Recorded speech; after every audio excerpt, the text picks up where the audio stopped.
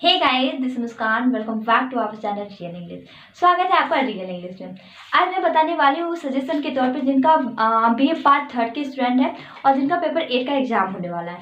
Paper 8 के exam में कौन कौन से क्वेश्चन आएंगे, I will suggest you and I will give you suggestion. So today without delay we will start. Part third paper 8 का जो है ना वो बिल्कुल सिलेबस अलग हो जाता है आपका पेपर 7, पेपर 6 और पेपर 5 से। इसमें आपका एक्सप्लेनेशन नहीं होता, इसमें सेक्शन वाइज डिवाइड होता है। सेक्शन ए में आपका फिक्स क्वेश्चन है, सेक्शन बी और सेक्शन सी, मतलब सेक्शन सी प्रकार के डिवाइड किया गया है 3 प्रकार में।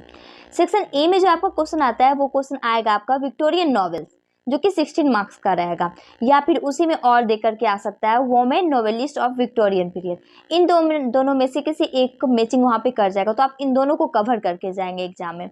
नेक्स्ट सेक्शन बी, मतलब इसमें एक क्वेश्चन फिक्स है। सेक्शन बी में आपका आता है आंसर एनी 3, मतलब वहाँ दिया रहेगा answer any 3 of the flowing. नीचे दिए गए में से किसी 3 का आंसर लिखना है आपको, और आपके क्वेश्चन 6 रहेंगे। मैं बता दूं कहाँ कहाँ से क्वेश्चन आता है आपके एग्जाम में। एक आएगा सैलिस मार्नर से, जिसमें आ सकता है आपका इपिक इन सैलिस मार्नर, या फिर eliminate in humour in the सैलिस Marner, मतलब मार्क्स सेम है, 16 मार्क्स से बिलोंग करता है ये। नेक्स्ट आएगा आपका second question narrative technique in a tale of 2 cities, या फिर summary of tale of 2 cities. मतलब पहला क्वेश्चन आपका सैलिस मार्नर से आएगा, this one is fixed. Second आएगा आपका अ टेल ऑफ 2 सिटीज। आप इन दोनों को कवर कर लीजिए, एग्जाम में आ जाएगा। या फिर और भी नीचे क्वेश्चन है जो आपको समझ में आएगा, वहाँ आप वहाँ पे सही तरीके से लिख दीजिएगा। सबका मार्क्स इक्वल है, 16-16 करके डिवाइड किया गया है।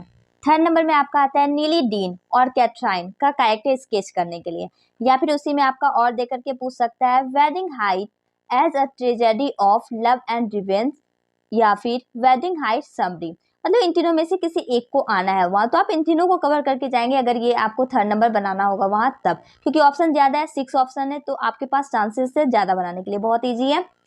नेक्स्ट है आपका द एम्बेसडर्स, या फिर मारिया कॉस्टरी का कैरेक्टर स्केच करने के लिए आ सकता है। मतलब द एम्बेसडर्स से आपका एक क्वेश्चन आएगा मारिया गॉस्टरी का कैरेक्टर स्केच करने के लिए, जो बिलोंग करता है आपका 16 मार्क्स। मैंने पहले भी कहा था कि हर एक जितना भी क्वेश्चन है 6 क्वेश्चन है, इसमें 6 का सेम मार्क्स है, 16-16। द स्कारलेट लेटर से आपका आ सकता है हैस्टर प्रीनिंग, जो कि 16 मार्क्स से बिलोंग करता है। नेक्स्ट 6 नंबर में आपका आएगा आई ईज ऑफ द डरबर्ड विलीज से, जिसमें आएगा आपका एंजल क्लेरी का कैरेक्टर स्केच करने के लिए, जो 16 मार्क्स से बिलोंग करता है।